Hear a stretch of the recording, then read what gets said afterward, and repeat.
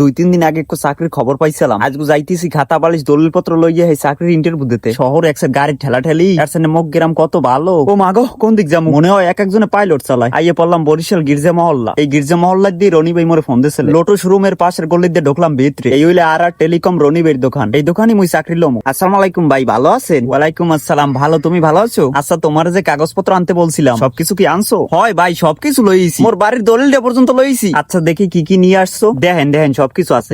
এইটাই আগে দেখি। এই ধরেন এই সিবিটাও দেখেন। এটা আবার কেমন সিবি? যাই হোক দেখতেছি।